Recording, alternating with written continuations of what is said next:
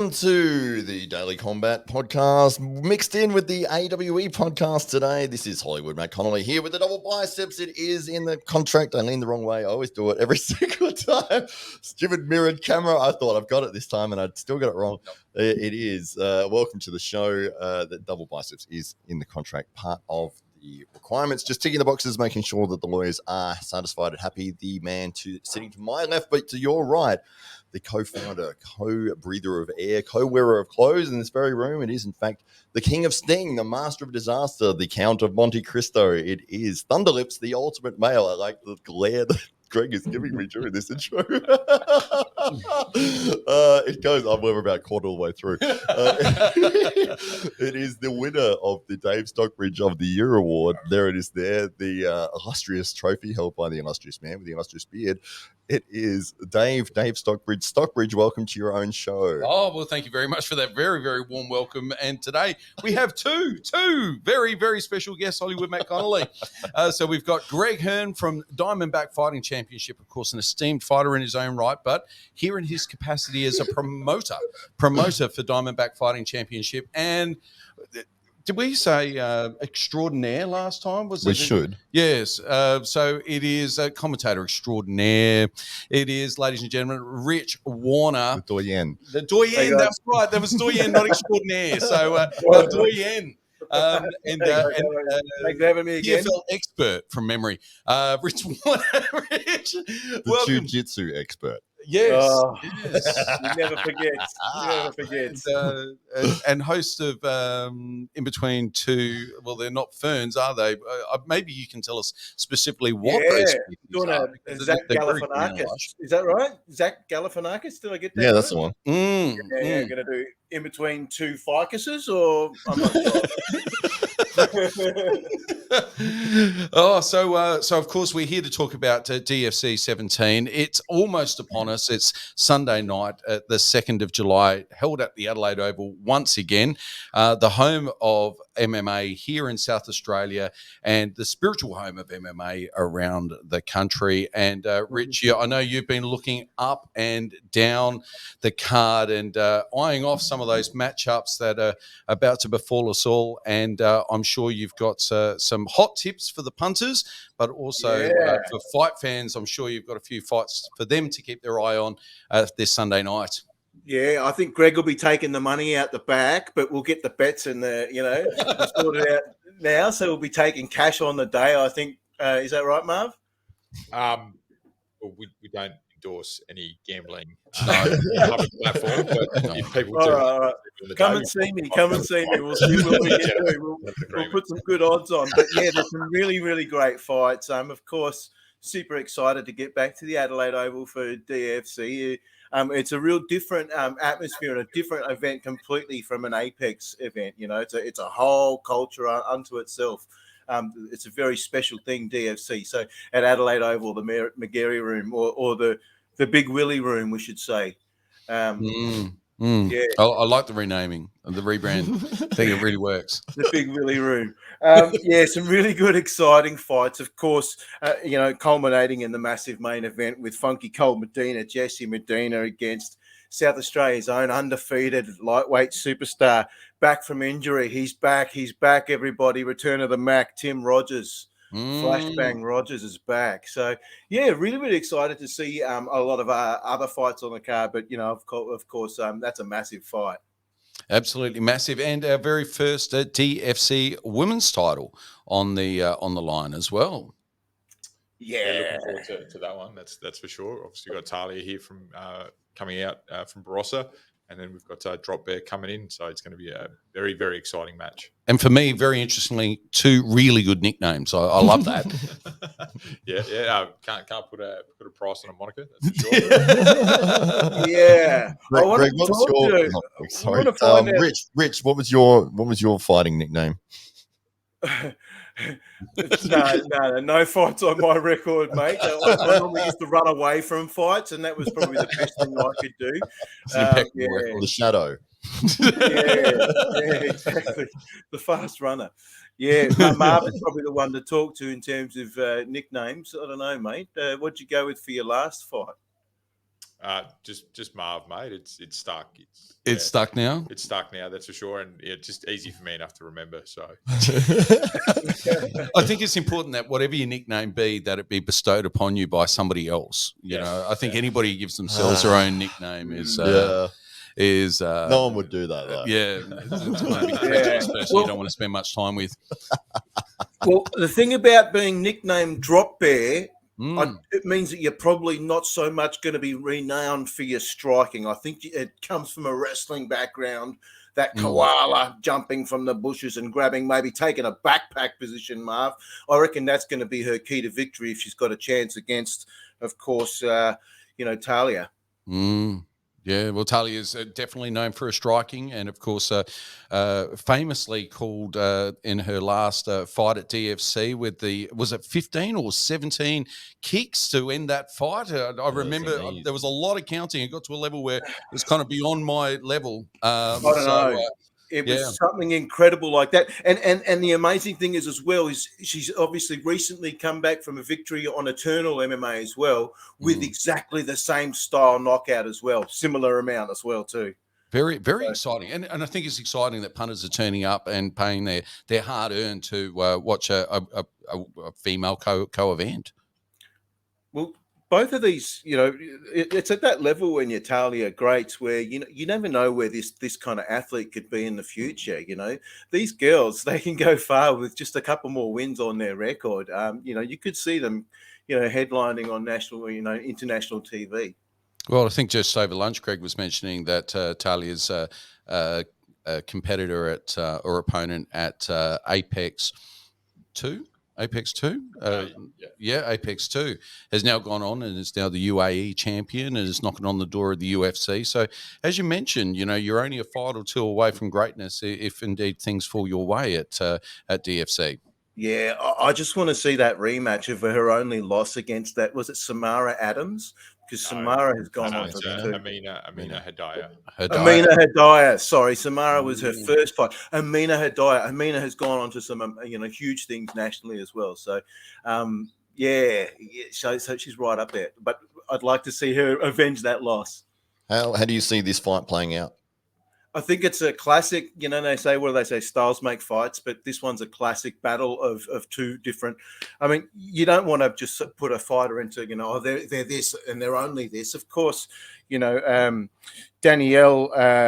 Curtis is a very well-rounded fighter, but she's very good when she can get her hands on.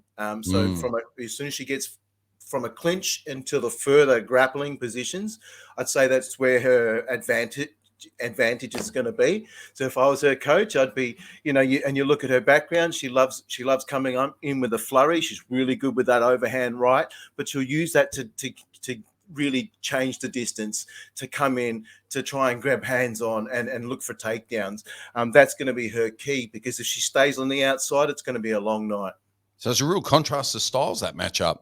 Yeah, we've got striker versus grappler, I'd say. Lots to look forward to there. And Rich, as you've looked up and down the card, is there some new exciting talent that you can't wait to see? Well, there's one special young fighter that everybody's got their eye on. For many, for a few years now, this young man has been really a special talent, and Hollywood McConnelly. He's beyond his years. His physicality, his mentality, and his ability to soak up the culture, the atmosphere, and all of the skills, and really become a member of the great cardio flex family is, of course, the young pup. So, Marv, tell us about who the pup is. So young Cody, Mr. Maybury there, definitely had a bit of a long tutelage. Obviously he's been working quite consistently recently with Shane, obviously getting him ready for his overseas experiences and his overseas sojourns, I guess. Definitely Pup has really grown in the gym. Watching that sort of young, fresh-faced kid grow into a bit of the young man that he's turning into is quite impressive.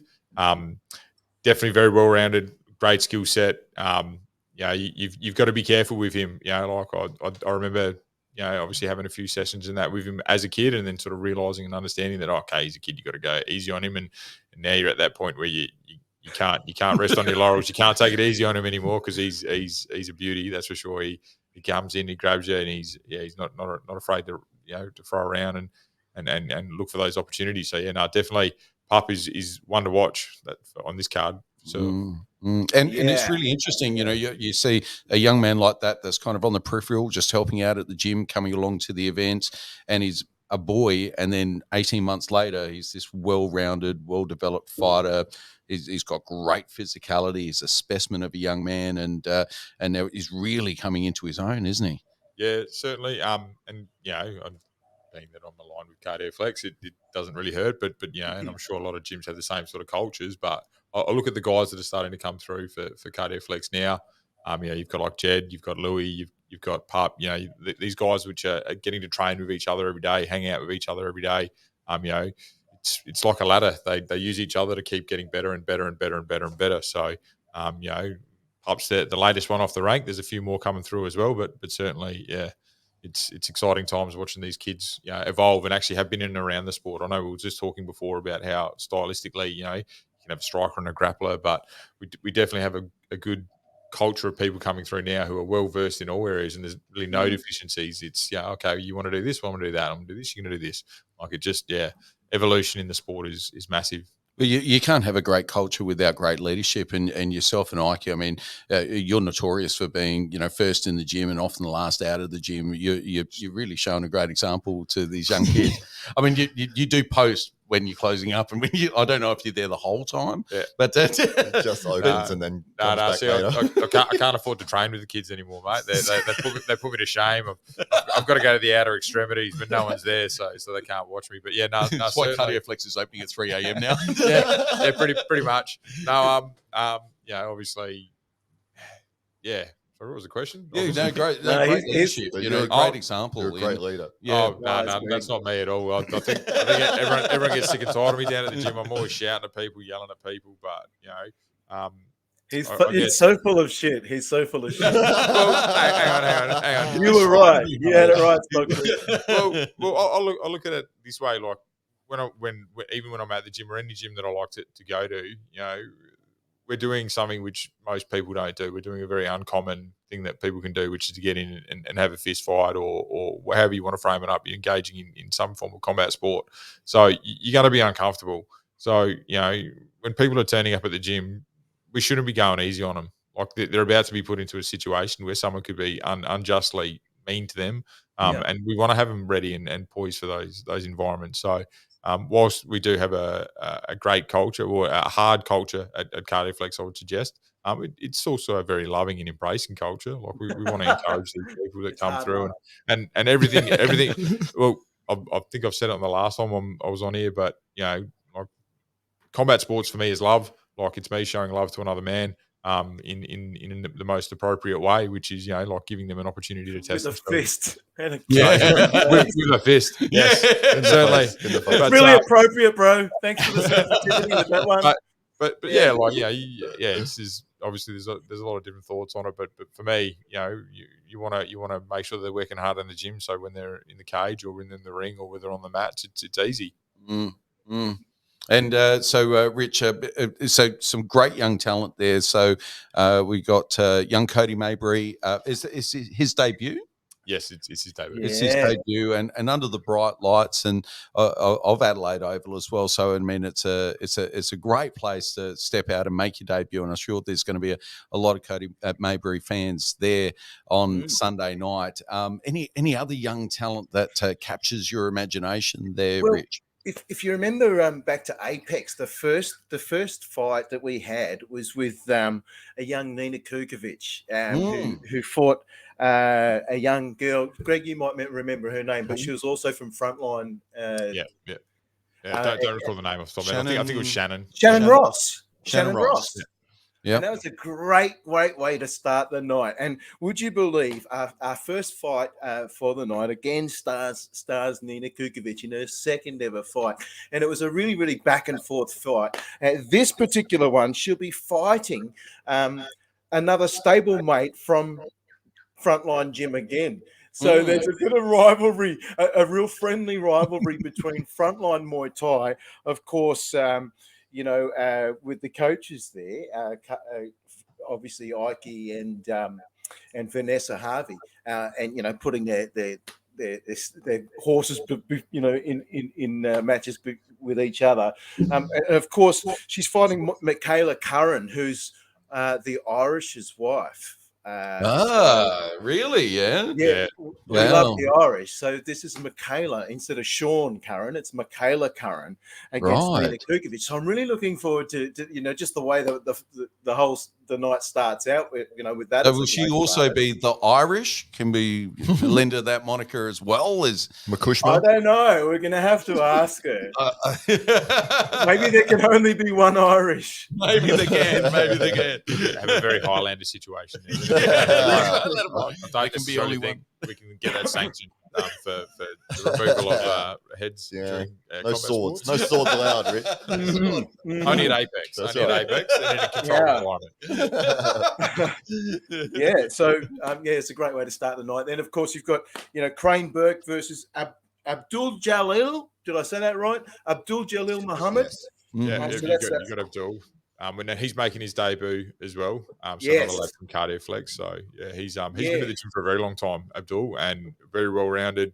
I'm looking forward to seeing him get in there as well. And I know he's been working hard this camp, real hard. And speaking to Miles, I know Crane's been doing exactly the same work. So looking forward to that one. That's going to be a great some really good Afghan talent working its way through the ranks at the moment, isn't there? Yeah. And exciting fighters. You know, there's a particular style that the Afghans bring to the cage and to the ring, and it's always aggressive, always on the front foot, and great to watch. Yeah, very fearless. Most of the Afghan guys that sort of coming out, they're they've obviously got a mindset on what they want to achieve and how they're going to do it, and it's great to watch. That's for sure. Yeah, good one for fans. That one, I'd say.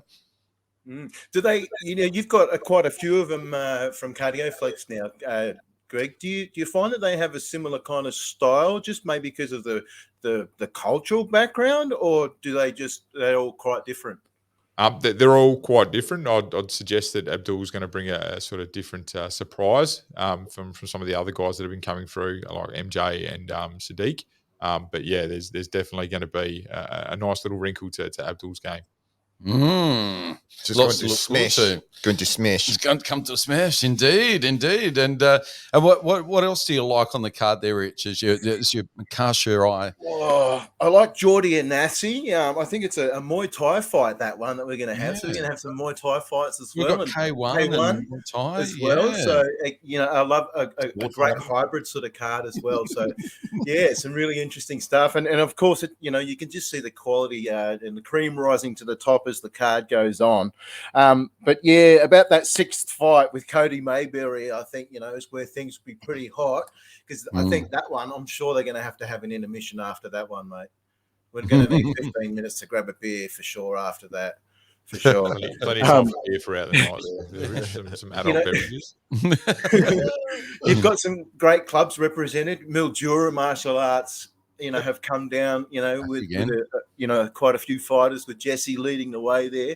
So it'd be interesting. And one thing maybe Greg can shine some light on would be we've got a new club from Tasmania who'll be represented with two different fighters as well on the card. Can you tell us about them?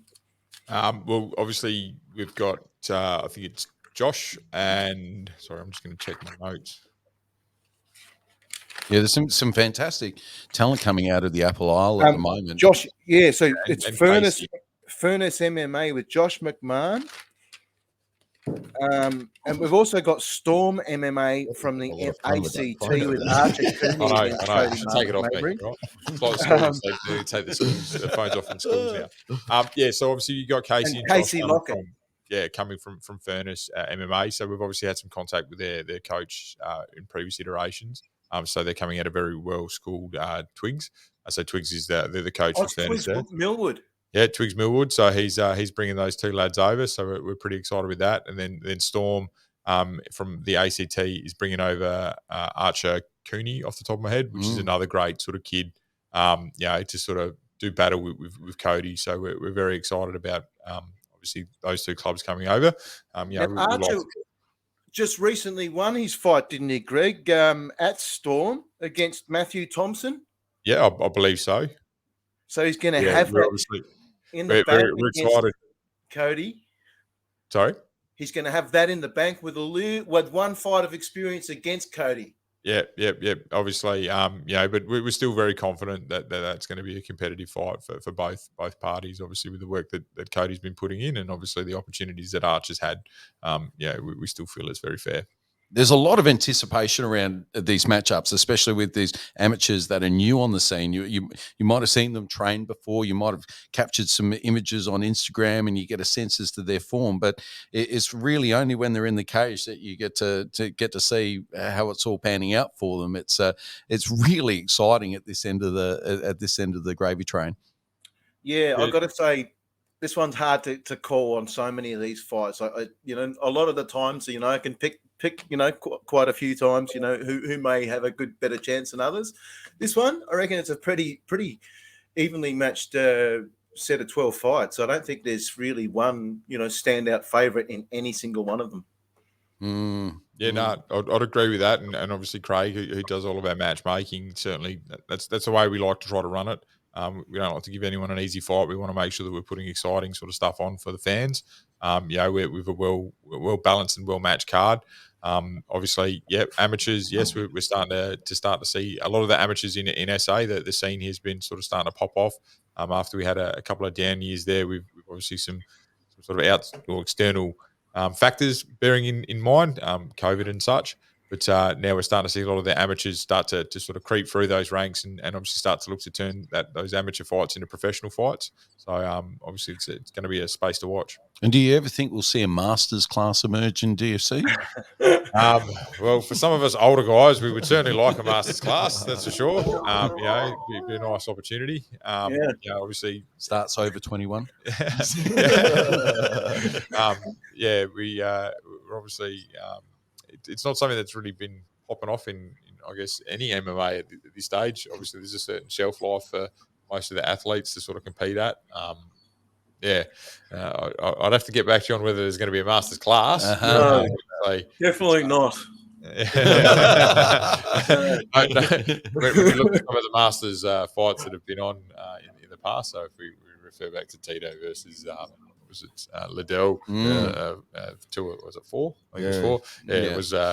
There's a reason. There's a reason why we don't have a Masters class. So, that's right. That's right. It's interesting when you get those freaks that can compete well into their 40s. You had Randy Couture, you had Mark Coleman, guys that peaked around 40 and then they had a successful career after that. And it's really rare, really impressive that those guys were able to do that, because obviously, 18 to 30 is your peak sort of time traditionally for a fighter. And once you sort of hit those 30s and moving onwards, unless you're at the top of your game and you sort of, working at the championship level with an awesome camp and you're a phenomenal athlete, you do see people drop off quite quickly after they sort of reach that age. Well, we're now getting to a point in Australian MMA where some of the established names or some of the older fighters have been around for 10 years, and there's a bit of nostalgia for those fighters, and people are still keen to see them. They've got a name brand, and unlike some of the new talent that's working through that might be maybe more technically proficient and maybe a little bit fitter, they don't necessarily have that name brand attraction that some of these older fighters, maybe much like yourself, might enjoy. I don't think there's any name brand attraction with myself there. The only reason why I put bums on seats sometimes is because people want to actually see me get beat up. So, there is it's a balancing act, that's for sure. Like obviously, one of the reasons why me and Craig started DFC to start off was because we wanted to give people opportunities in SA, and that opportunity sort of normally starts for the youth. We obviously like to obviously promote some opportunities for people, but like I said, we'd always want to make sure that the fights are fair. And that's sort of how our business model has been and will continue to be so. So at this stage, it's only the youth putting their name down. So we're going to keep giving those opportunities to the kids, mate. Absolutely. Well, and we're three Apexes down now, 17 DFCs in total. I mean, did you think all those years ago when you were kind of brainstorming and wondering whether or not this would actually work, that you'd be here 17 shows down the track? We've already got 1,000 planned, mate. Don't worry about that. But no, obviously it's Good been a answer. bit of a journey for me and Craig. Obviously we're just here to support local MMA, and obviously now we're starting to see a couple of other opportunities in that pop up for other shows. I know Element are doing a show as well, so they've got the Element Fight Night, I believe it's called, off the top of my head, which is great. We're happy to support that, and obviously make sure that there's a bigger opportunity for the youth in SA. I know Miles at M16 will be doing his M16 Open, which, while not necessarily focusing on MMA, did have obviously a BJJ element to it, which is great. I know he's just posted something recently about it, but yeah, like obviously that was another opportunity for combat sports athletes in SA. We've got now Golden Gloves from Josh. He's doing a pro boxing show here in SA, which is great as well. Just giving plenty of people an opportunity to present their wares, the effort that they put in behind closed doors in a public environment. And we are seeing some of the athletes. I mean, yourself is even an example where you'll cross over from MMA into the boxing ring quite comfortably. And Talia Grates is another example, for instance. And so these athletes, it doesn't matter if it's M16 or it's a Element Fight Night, giving people a first chance to be under the bright lights, or whether it's the biggest stage of DFC. There's now a real opportunity for athletes that want to keep active to keep out there. Yeah, certainly. That's what most combat sports athletes want. You know what I mean? Like you don't want to tar your feather or tar yourself with one sort of brush and only sort of stick to one environment. Like, especially if you are looking to compete in MMA, you want to have a bit of a wrestling background. I look at say for Joe Brown, he went over and he did a Sambo tournament in Lebanon. Yeah. And he's quite a well-regarded, respected MMA fighter coming out of, again, Cardiff Flex. But like obviously he's got those opportunities. Not all gyms are like this, though, bro. You guys have some gyms have the crazy not crazy, the amazing mentality. But not all gyms are like that. Some people are like, oh no, we like to stick to our lane because I'm good there, and you guys are risk takers, and and there's something to be said for that. I think it's crazy. You love it, and it's entertaining as hell. And like you, for example, you went and boxed the other day. Tip of the hat, sir. Well done to you. Amazing. How'd you feel? Oh, it was good fun. I liked it. I got to box on with a very talented young man by the name of Jesse, who is a fantastic kid, and I'll call him a kid because I'm old enough to be his dad. But he's a fantastic kid. Having a chat with him before we actually got to hydrate together. After weigh-ins, just by chance, he was doing a hydration. So was I. With Hydrolife, just chuck that plug in there. Hydrolife. Hydrolife, yep, get around it. Me and him were there, and then I was just having a chat with him, and he's talking to me about obviously all the work that he's doing with kids in the southern suburbs, and sort of what he does outside of that. And I was like, man, this kid's really great. I'm sorry, I'm gonna have to punch him in the head. He's gonna have to punch me in the head, but yeah, no. So I quite enjoyed it. It was a different environment for me. And he's a very talented kid, talented boxer. And had great fun. I'm always looking for a chance to scrap. I'd like to start scrapping people my own age. If anyone's out there over the age of 30 who wants to get down, let me know. So this young man who Marv fought, right, is a great boxer, and he was like, I'm going to stay in my lane of boxing. And when Marv goes, yeah, I'll do it, he's like, come on down to boxing. Come on down. And it's like, you can't take me down now, Marv. Let's go. What was it like when you got into the ring for boxing? Bell rings for the first round. Is it the same feeling you had with MMA, or were you consciously like, I've got to remember not to kick this dude in the head? No kicking. No, I was too busy worrying about his hands to worry about even kicking. I was like, Jesus Christ, what's going on here? He's fast. He's like the Flash. But it's just my happy place, to be honest. So when the bell rung and you get to engage in any combat, it's great. So. Earlier this year, I did a CJJ tournament not a CJJ tournament, I had a CJJ match, so combat jiu-jitsu match in Melbourne, and I actually did throw a knee by mistake. So I did apologise I missed. So thanks, Lee. But, I was competing against a guy from Resilience, Owen, and as soon as I threw it, he was an MMA fighter as well. So I think he gave me a bit of leeway there. We're standing up, and I've thrown it. I was like, oh, sorry, mate. And he just looked at me and smiled. He goes, no, it's okay. So we got back into scrapping, but yeah, it's just and the cage, the ring, wherever it is, honestly, that is probably one of the happiest places you could find me in the world. Like, it's just a true place of honesty, a true place of beauty. When you're getting in there and you're getting to test yourself against another man. Was it any difficulty with the fighting style that you go from with your stance in MMA and looking for different movements and patterns of what your opponent is doing to, standing a bit more straighter with your boxing? Obviously, you don't need to worry about the elbows, knees and kicks coming your way. Was that sort of a different kind of approach you had to look at when you've moved into that era, into the boxing ring, as opposed to an MMA? Yeah, I'd consider myself to be a fairly fit and active sort of old man. And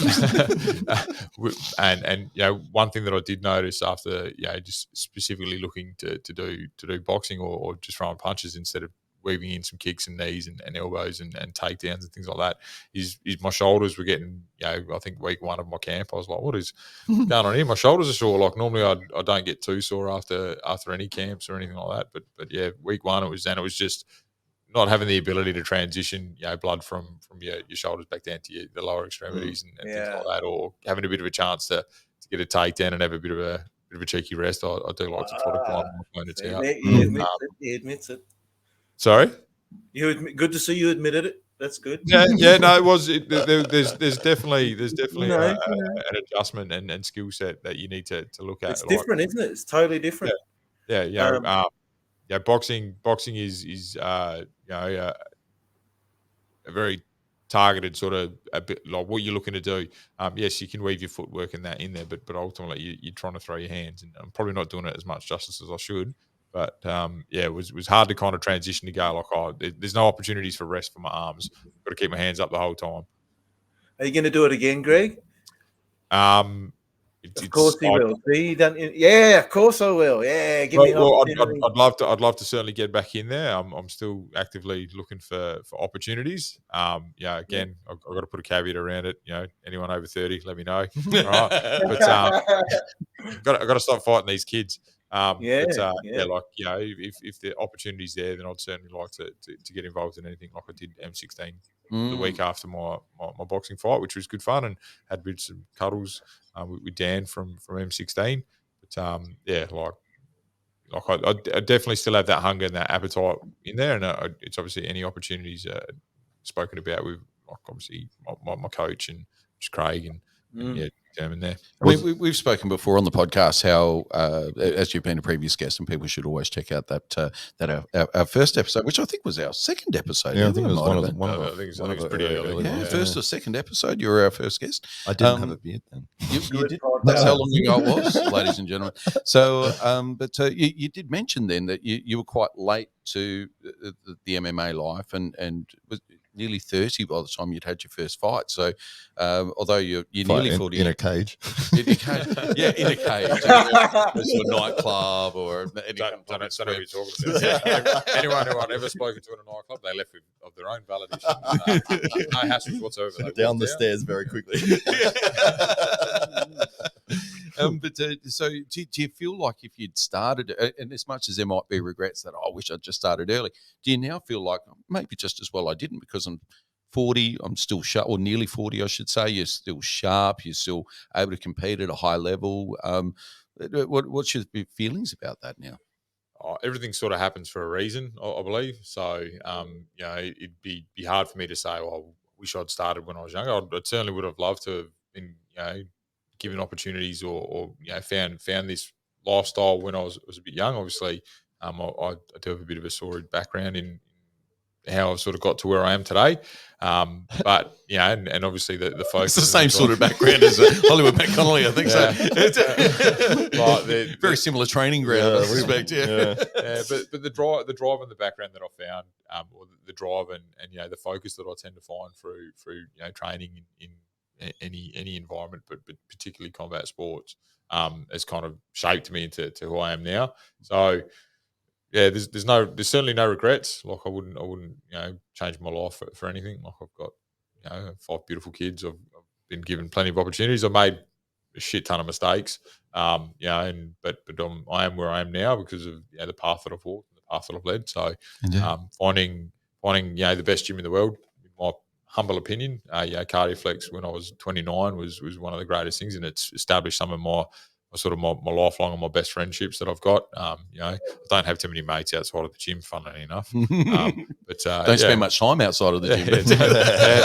Got to open and close. So, mate, because you just get fun. Do you feel like you maybe, as a result of starting a little bit later, you've now got maybe another? You could see yourself fighting in another 3, 4, 5 years' time in some capacity against older people, maybe. I see myself fighting in a nursing home, mate. Don't worry about that. Okay? Watch out. As long as we've got a cage set up, we'll be fine. Hey, I have probably given myself this is my last year that I would like to compete, just based on the abilities, or not even the abilities, but just the kids that are coming through. Like there isn't too many people who are walking around at my age who want to do it. And that's not to say that there's not other people out there. I'm sure there are, but it is a bit of a taxing life sort of style. I've gone from being 120 or competing at around about 115, but walk around about 120 to now. My last fight I was at 90.5 or 90.3. I weighed in, and like being that lighter sort of weight does sort of help. Yeah, but I'd certainly like to get a couple of more scraps in before I finish. And hopefully I can get that done before the end of this year. Sorry. I was going to say it would have been harder to find MMA or find combat sports. Say 29 when you did find it. 10 years prior to that, I mean, there wasn't really in Adelaide, especially. Yeah, the sport didn't really. Yeah, there wasn't MMA gyms around. It started to evolve. So sort of about the time that you did get in was when it was actually starting to establish itself here in South Australia, especially. So then the gyms were kind of filled with people that were crossing over from boxing or kickboxing or being attracted by that bright light of UFC essentially. Yeah, that's right. And you've kind of dovetailed into that kind of period, but not coming from the traditional martial arts backgrounds. Yeah, I think the first show that we were offered an opportunity at was I think MMA Down Under 5. And that was the 5th show that they'd had in the state, and I think that was I think it'd only been running for maybe a year or two before that. So long to get legalized as well. So there was some challenges around obviously how you could compete. There wasn't many opportunities when I was a kid, so maybe I just needed to be put in a stasis or something for a few years. come out, get thawed, get ready to go. Might be an option if you just do it now, cryogenically, and come back in another 10 years' time. I'm hoping medical science catches up. I can just go take a pill and be 18 again. Life would be sweet. Go the Cody Mabry for the title in 2 years' time. With the Matrix, will get you in there.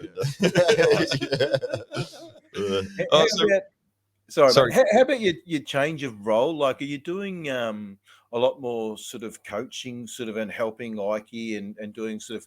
I know you're a great teammate, Marv. You've always been a real helper of others, but obviously the guys there must see you as a real leadership example and come to you a lot as well. I'd like to think that, but probably I'm a prime example of things not to do. So that's typically where the education piece comes from. No, are you serious? No, he's never a little column B. Obviously, we have a really good culture down at Cardioflex to start off with. So if there's any deficiencies that I can see with some of the guys coming through, I try to talk to them about it, or at least give them not a pointer, but at least explain to them, hey, look, maybe try this, try that. Especially with the guys who might not necessarily be competing, but have sort of wanted into the gym, and you just help them with this dance and hey, look, you're doing this wrong, try that, do this. But I think I'd like to think that my greatest ability and my greatest asset at the gym is just trying to help guys get into the right mindset, have an understanding that, hey, look, I'm for want of a better term, like a seasoned veteran. So hey, look, there's no point burning yourself out today. You know what I mean? Like, you've got X amount of time until you're going to compete. Like, don't worry about this. Think about this, and maybe try to challenge them on their mindsets and understanding of how they need to come through. Well, so you're obviously you're playing that role of promoter and organizer, and you're behind the scenes, and you're making sure all the moving parts are working synchronistically. I think I said that. Let's say that. There's a bottle of wine. what's your biggest fear on fight night? What's the thing that kind of haunts you the most, or what's the thing that kind of is the biggest concern for you when you've got a room full of 1,000 people, you've got 20 fighters that have turned up for the night, you've got their coaches. It's a lot of pressure just hanging on your shoulders there, maybe more so than if you're fighting yourself. Well, if you plan to fail, you fail to plan. So we have a lot of procedures in place, and we obviously have we're up to 17 plus sort of shows now. Had some so practice. we've had a bit of practice. There's nothing that we really fear. I mean, the week leading into it, there's a couple of things that are outside of our control that we can't look after. I have a bit of a saying. And my staff at my day job, they get a bit sick and tired of hearing it, but like, you can only control your controllables. So we only worry about what's in our sphere of influence. We don't worry about what's outside of our sphere of influence. So that's just great advice for life, just generally. By the way, I think that's awesome advice. And Rich, what's your greatest fear as an announcer? I mean, what's your great advice? I know you. Well, you put in an enormous amount of effort. This whole podcast, Greg's been full of shit, as I said. And I'm saying that because I'm at a distance. I'm not in the studio with Greg, and this is what's great about me not being there. He can't hit you from here. Hearing bloody man. So just before you say this, Rich, I just want to confirm your address is what? Yeah. And you will be there on Sunday, right? He's going to slap me, I'm sure. I do apologise, man. But look, I think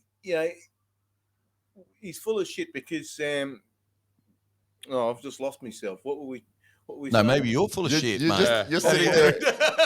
You're insulting Greg and pontificating. You've forgotten your point. He's really tapping into that. You're full of shit.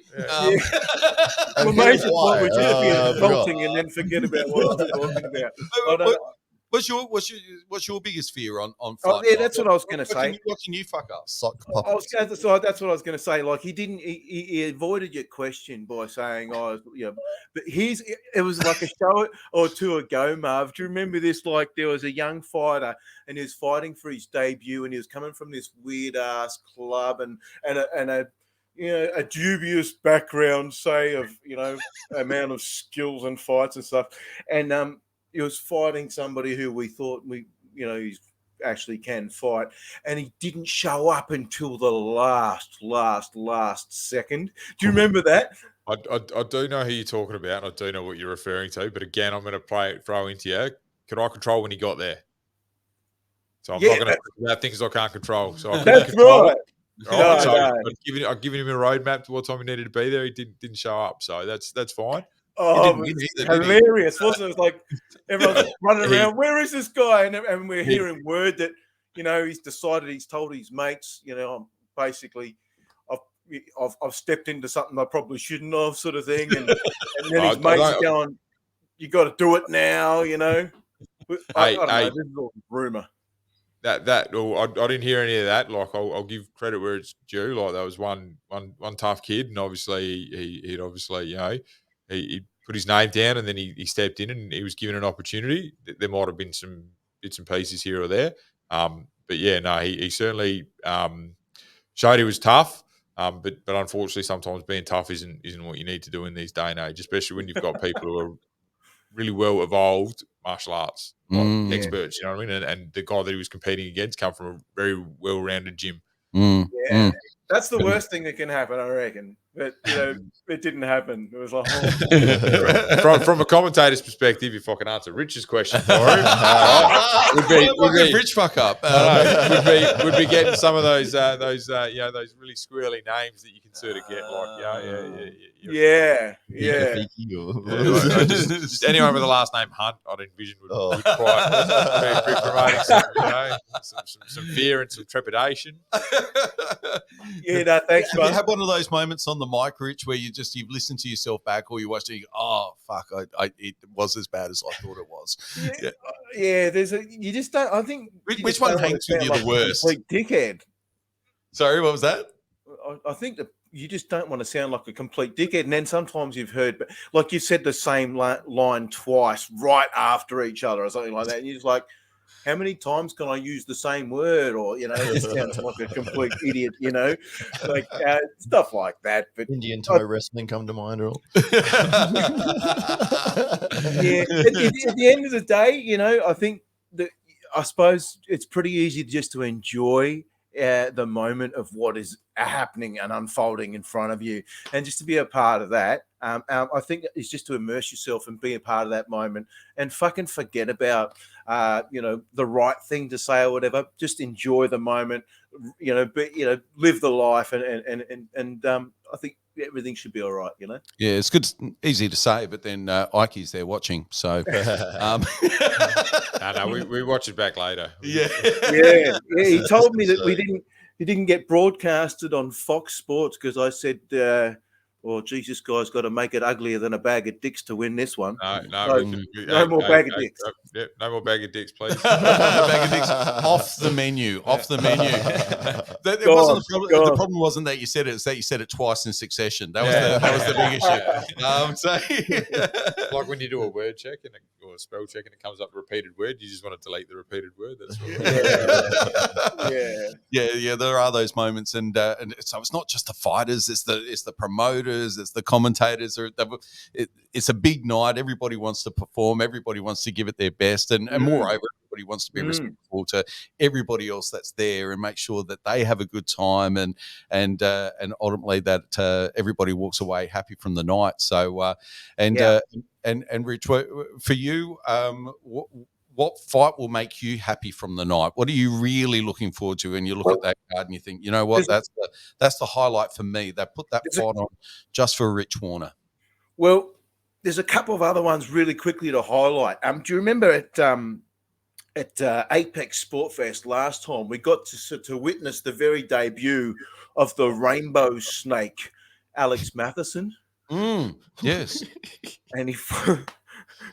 What's so funny there, sir? is that the moniker we're going with? The Rainbow Snake? Is he happy with that before you say it again? It's done. It's in. Alex Rainbow Snake. I'll send Alex that now, and I'll find out who's okay with it, all right? Rainbow surfing? I swear, yeah. Do you know what Alex wanted his name to be, bro? What? His first preference was BBC. What has he got to do with the British broadcasting? Yeah. And then his coach goes, "Oh no, scrap that. Call him the Rainbow Snake." I think he's got Aboriginal heritage, right? I wouldn't know. Yeah, wouldn't know. But I can ask him. I'll find out. Yeah, the Rainbow Snake. Might get you to ask him actually, Rich. Last time he fought this bloke from I think it was in New South Wales, ATT. Yeah. And great fight. It all finished within about 1 minute, and it was just absolute fireworks. Big boys. And he's fighting Dan Englefield, who's obviously pretty good jiu-jitsu background, really, really big, strong wrestling guy as well. So that could be a real massively big boys hitting real pretty banger. hard. Everybody turns up to see the big boys, that's for sure. And speaking of Alex, he wants to showcase that he's just a little bit more than a spray and pray kind of guy. He knows that he's got some good skills. Dude hits hard, bro. He hits hard. He only needs a couple, and he only needed a couple last time. Whatever the case, put your money down for this not to go past the first round, I'd say. Exciting to see some of these athletes starting to emerge, and you're already excited to see how they're going to finish it. You just feel like their stars burning bright, and there's a big future ahead for them. Yep, 2 stars of South Australia coming on next with Josh Watkins from CCMA against, of course, Cardioflex's, superstar Jed Dale. So Jed Dale, Josh Watkins. Could be fight of the night there. I'd say to probably go the distance. It's going to be an absolute test of ability and skill. I'd probably say Jed maybe, but who knows, It'll be a really interesting fight. How's he been training, Marv? Well, Well, hang on. If Josh is listening, Jed's been training terrible, mate. He's in the bag, but He's looking really sick as well. No. Jed is Struggling to definitely make weight. Yeah, Jed's been another one like Cody who's been around the gym for a long time, and he's now starting to get a lot of. He's starting to reap what he's sowing. Jed's looking real good, real happy with where he is. And Jed probably got a bit of a shining towards Jed. I like the kid. He's a good kid. But if anybody else, he's the worst person in the world. Well, both fighters real similar, very, very consistent performers. Hard to pick a fault with either of them. So they're both very well rounded. Josh coming from CCMA under the tutelage of Alan Harley there. Jed doing his work down at Cardiff Flex, like it is certainly got the opportunity to be a fight of the night. And again, like how Craig matches these fights. We're looking for very, very close fights. Like we want to draw a line in the sand, and we don't know which side it's going to land. So we're quite happy with this one. Yeah. A fighter who comes to mind who we have been watching and talking to over the last few years, who hasn't fought recently, but every time this young man has fought, he's never, ever, ever had a bad fight, in Mark Macefield. Back against Luis Flores from Mildura, and a really good fighter there. So that should be a really good fight. I'd expect an absolute banger. Mark just throws with absolute, I was going to say gay abandon, but that's not correct. Well, we've got the rainbow snake, so why not? Mark has really evolved as an athlete over the last couple of years, and watching his development and the way that he's maturing has really been sort of pleasant. I did some work with Mark many years ago for DC3 because just reasons back then. I was training at Matrix as well, doing some stuff down at Matrix as well as at Cardiff Flex. Mark is certainly growing and developing to a fantastic athlete. Yeah, good to see him back. I think he had an injury a couple of years ago, which put him out for a fair while there. So, top, lovely guy as well. So good luck to Mark on his way back against Luis Flores. And then we've got the horse. Do you call him the horse or do you call him Lightning, mate? What's the story? I don't know. Oh, Harry, old Lightning, mate. Lightning McQueen there for sure. He, okay. He just, he's he hasn't had a boring fight yet. So No. I suspect that he's not going to, and he likes to finish him early. So Harry has got a good lad coming from. His name just eludes me. Can you help me out there, Rich? I think he's got Casey Lockett. Oh yeah, Casey. Yep, Casey coming from Taz. So that's going to be a great opportunity and a great little barn burner, I reckon, as well. Yeah, he's always exciting, isn't he, Harry? Whenever he steps into the cage or inside the ring, there's you just know it's going to be action packed. Yeah, so he's a fan favorite. People light up whenever they hear his name, and for good reason. And he's good for ticket sales. Yeah, good for ticket sales, and generally genuinely one of the nicest blokes you'll ever meet. Always happy to lend a hand with people. Very happy to chat with people. He's actually one of the nicest people in the world until he gets in that sort of cage. You don't expect knockout artists to be nice blokes. He's just got violence in his hands. I like it. He's a nice bloke, but he's very nasty as well. So good to see Harry Horsell. Really, really looking to see him beat the Tasmanian Casey Lockett, but we'll call it fairly, I swear. and then of course you've got Danielle Curtis, Talia Greats, Great White Greats, the Great White striker versus wrestler. Look, Danielle's Chuck got to get versus inside Koala to win that. Yeah, you got Koala versus the Great White. Well, hang on, what would you consider to be more deadly, the shark or the koala? Oh, it depends on the environment, doesn't it? Where does the fight take place? You can't take a That's shark the and put it in question. a gum tree, and you can't take a koala and put it in the ocean. We don't know. But maybe if you take them both and put them in a cage, we find out. That's right. What if it's only like a foot and a half of water? Is that even the odds?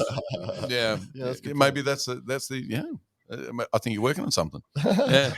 Modified rules. I mean, this is a hybrid card as well. So fight fans, as they're looking up and down the card, they're going to see some modified rules, not necessarily water depth or anything like that involved, but you are going to see some K1, Muay Thai, MMA, any other variants? Sharks in tanks versus koalas. Tanks. Jordy and Essie's fight is in the little gloves as well, so the little 4 ounces there. So Ah. it's kind of like a mod Thai fight.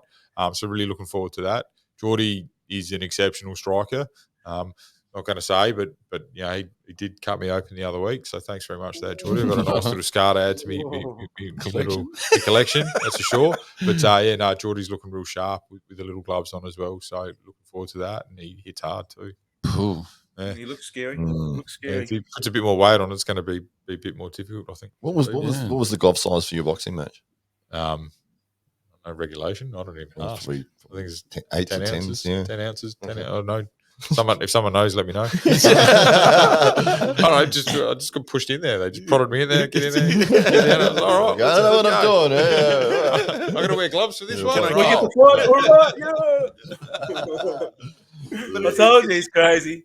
He used to be Tasmanian, Marv, eh? Sorry? You're just as crazy as the Tasmanians, bro. Hey. Fight anyone. Tasmanians aren't. Yeah, well, I would fight anyone. That's probably the silly thing about me. So, but it's been interesting since those legislative changes that have now opened the door to under the Sandshoe rules. So you can have fighters that mightn't feel like they're ready for an MMA bout, but feel evenly matched with somebody else with a similar skill set, and they can still jump in and have a highly competitive, really entertaining matchup in front of a big audience that maybe they wouldn't be able to get if it was just a strictly Muay Thai fight or boxing even, perhaps at that level. So it's giving these young fighters a real opportunity to fight on the big stage under a rule set that might not have attracted an audience like that otherwise. It's all about opportunities for us there, Dave. You know what I mean? Like we want to give as many guys the opportunity as possible. And it's kind of a bit like a choose your own adventure now. Like there used to be just kind of one sort of path for people to fight in SA for a long time, and that was obviously amateur boxing or kickboxing, and then MMA got introduced. And now you can sort of go, well, hang on, now we're going to do Thai, kickboxing, MMA, boxing, maybe in little gloves eventually, or Muay Thai in little gloves. Oh, we're going to do this, we're going to do that. Well, there's plenty of opportunities coming through. And does it make it easier for you as a promoter to provide those opportunities now that you can?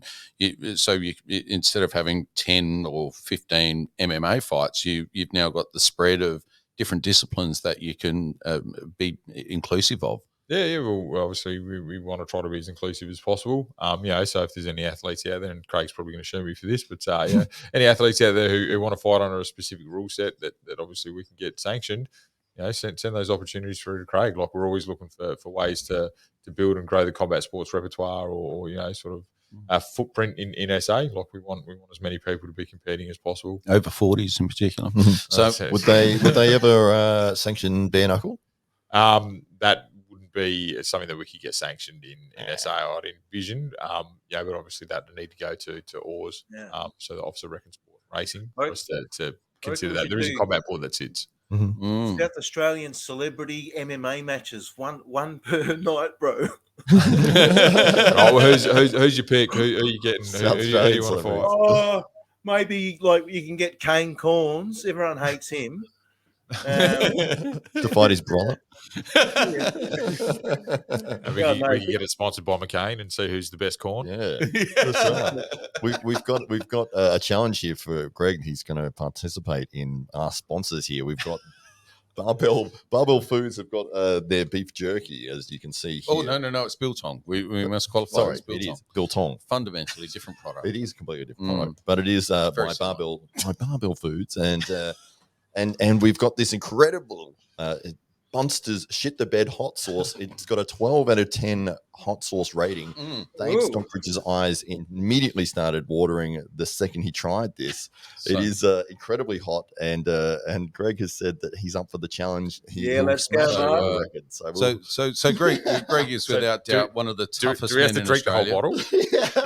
Well, you can put it on some jerky if you like.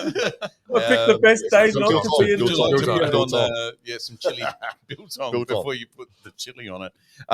So this is the Shit the Bed Bunsters sauce. Thank you to Andrew and the team there at Bunsters. Not just purveyors of fine hot sauces, but you can get your cocktails, your mocktails, and even your chili peanut butter, from what I understand from the team there. So Bunsters, and this is the Shit the Bed variety, as you just well pointed out. Wow. 12 out of 10, and so we've got one of Australia's strongest men, toughest men with us here today. Shook my hand before, and I've got tennis elbow instantly. So maybe you just want to have a whiff first and just tell us your initial impression, like a wine connoisseur. It's got some good, nice chili notes to it. Good bouquet. Good bouquet. Yes, I can pick up some tannins that are coming through there as well. South of France. There. Yeah, I smell. Smells like a dirty sock. Yes, I like it. Yeah, it's my type of dirty sock too. Chateau de Vaux. So we might crack open some of this Bunsters. See, this is what you missed out on, Rich, by not being in studio. Oh, So that's right. We're going to eat it in front of you now. Perhaps you want to grab I'm your full own. of regret, obviously. I'll, and maybe just, I don't know if you want to dip or hang on, I'll pour a little bit in the cap. Do you want some spicy chocolate while you eat your spicy sponsored special food? Don't let it fall on the table. It'll burn through. It will. So what are we expecting here, boys? Are we expecting me to be? Well, I think you're going to handle it because you've got he's in. I think you're look mentally of confidence there. Yeah, you do. You look good. Yeah. He just ate it like a heavyweight. Did you see it? Oh, he's handled it like a champion there. Yeah, There's no chance. well. What do you think in terms of hotness? This is a man that gets hit in the face and smiles. So right. it's a little bit hard to read. In terms of hot. All right, hang on. How much of Bunsters given you, by the way? They've given themselves. They've given us 7 bottles, and 3 of them were open. No. Okay, but hang on. I'll ask this off air. They're giving you a bit of coin for this. A little bit. You want to hype it up? Do I want to hype it up? Oh man, this is so hot. The hottest thing ever. It's nice. I'm going to suggest that it's It is a hot sauce, but it's not unbearable. It's great. I'd love to chuck that on a steak or have some with some asparagus and steak. That's my go-to. I'll chuck a bit of ABC sauce on that for that. Yeah. So awesome. Might have to check Bunsters out. It's pretty good. All right, I like it. Right. What about hot? on the Greg Hearne scale of 1 to 10 of hotness? Oh, well, hang on. 10 being what are we talking What's Margot Robbie? What are we talking 10? One being Susan Boyle. I'd probably chuck it in at about a 7 or an 8. 7 out of 8. That's pretty good. That's pretty good for a man of confidence there with the experience in the realm of hot sauces. Yeah. That's the biltong, the chili flavour. So and the biltong, by the way. So unlike jerky, which is dried in an oven, biltong is dried in air. So they've got, it's not just hanging out there with the flies. Of course, there's special humidifiers that take care of this whole process, but they'll literally get a kilo silverside steak and they'll just hang it up in the room with all the spices attached to it and carve it up, and you can have this delivered to your door. Barbell Foods, and I've actually got the 1 kilo steaks in the box over there somewhere. But if you like it all pre-prepared, boy, you can just buy it just like that and have it as a nice, healthy, high-protein snack, Rich Warner. So we might have a couple of these on the commentary table for you come Saturday or Sunday night. It'll be good for a laugh. Why is Matt not partaking? I did last week, and it's on Instagram. You want to see the result. Come on, Matt. No. See if you're all as tough as Greg is. I didn't follow. It's fine. I will survive. So tell us about. You just need to follow it up with a roll clean soap. Yeah, and balances the pH levels out very, very nicely. But thank you to Andrew and the Bunsters team for their very kind support of the podcast and all that we're doing at AWE, and we might even bring a little bit along to the DFC event so people can dip and enjoy. So. Rich Warner, final thoughts on DFC 17. Well, is it going to be a banger? That's what I want to know. I think it's going to be a super, super banger. Some quick spicy gossip as well. Ooh, The main event, Funky Cold Medina versus Tim Rogers. It's really been brought about by one rumour monger, one troublemaker on Facebook. This is how this whole card has been put about. Did you hear about all of this? No. Inform our audience. There's a fairly well-known bloke around, especially the MMA and Jiu-Jitsu, especially community of South Australia, called Chris Penrose. Mm-hmm. Everybody knows who Chris Penrose is. And he Marv, I can see you laughing. I know what you're talking about now. I'm amongst it, Marv. I've got my fingers on the dial, mate. You do, mate. You do. So Chris, I think it was the 3rd of March at about 2 p.m. specifically, gets on Facebook and he's watched Demolition the night before. And Demolition Fight Series, the main card was Jesse Funky Cold Medina against a mainstay, another famous Australian MMA superstar, Rodolfo Marquez, who's been on a super skid. And that event turned out to be a bit of a Rodolfo said, there's a bit of a you tapped or I didn't tap, and a bit of a, he said, she said, the way it ended, right? But Jesse won, right, by a rear naked choke in the end. And I think there's a bit of bad feeling at the end of that fight. Anyway, Penrose gets on Facebook the next day after seeing the main event and causes a whole bunch of shit stir. He gets on there and he tags in Jesse and he tags in Tim Rogers and he says, I'm not impressed by your performance, which is like the GSP reference. Can't handle my rhythm. That was for you, Hollywood. I thought you'd get that. I thought you'd jump in. Everyone needs a wingman. By your performance. Can you do a Quebec? I respect my opponent, but I'm not impressed by his performance. And he says, if you want to be, respected as the lightweight, you better beat a lightweight undefeated superstar in Tim Rogers. And then I think he CC'd in the directors of DFC. Would that be about right, Marv? And you guys said bring it on for July 2nd. Are you guys open to that? And they both said yes. I think Chris had the same mindset that we did from a long while ago. That yes, definitely, this is a fight that we wanted to make. He did make mention of it on social media, and I can't confirm or deny whether that prompted us to put it together right at this stage. But it was certainly good to see. And then it was you might also want to point out, Rich, that both Timmy and Jesse in the public forum agreed to yes, we want to get this done. So they sure did. They sure did. That's how we ended up here. So now we're 3 days out from actually seeing the fruition of those seeds that were sowed. And how good is it as a promoter to hear some of the shit talk? Like, do you love it? Do you not like it? Do you like it when it's genuine? Do you kind of where do you sit with the shit talking? Hey, personally, I love it.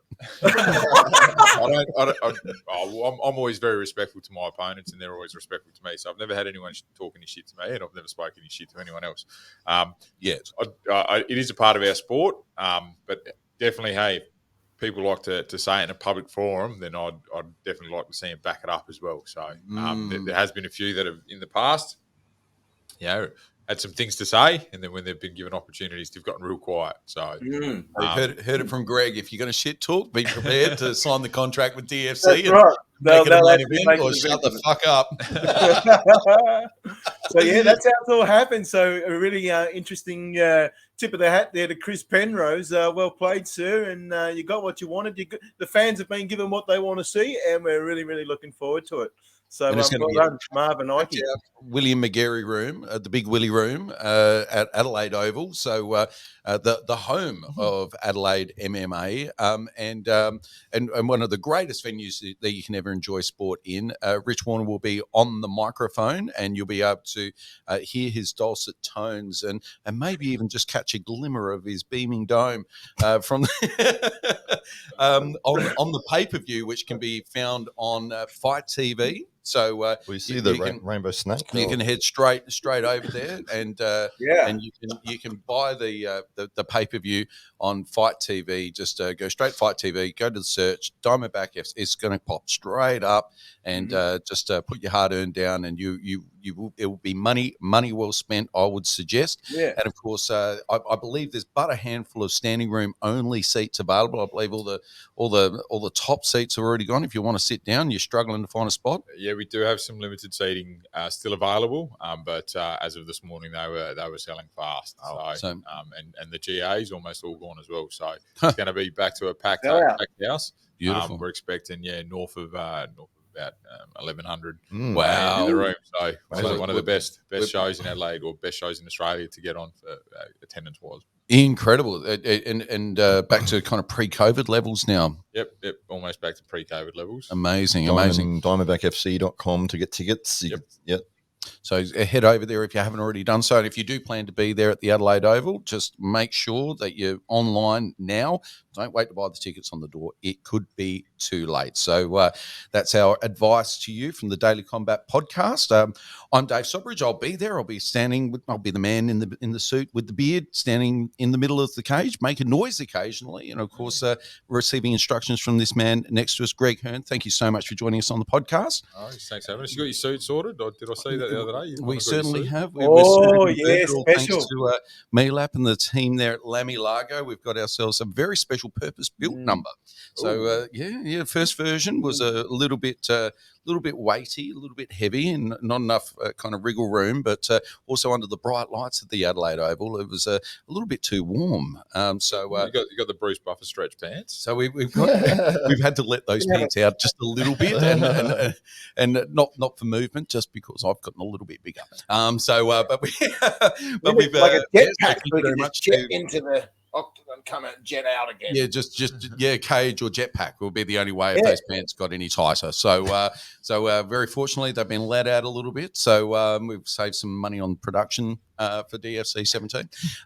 So thank you very much to Melap and the team there at Lammy Largo for looking after me with a fantastic double-breasted suit. So if you are in the market for one, they're definitely the people to have a bit of a chat to. They're friends of Diamondback Fighting Championship. As a matter of fact, I'm pretty sure if you went down there and you just happened to mention Diamondback Fighting Championship, you'll get yourself something for free. So head on down to the team there at Lammy Largo, and to our friends and sponsors, Bunster's Hot Sauce, and of course Barbell Foods, and of course the team at Roll Clean. We thank them all for their ongoing support of this podcast and of the MMA world and what we're doing at AWE.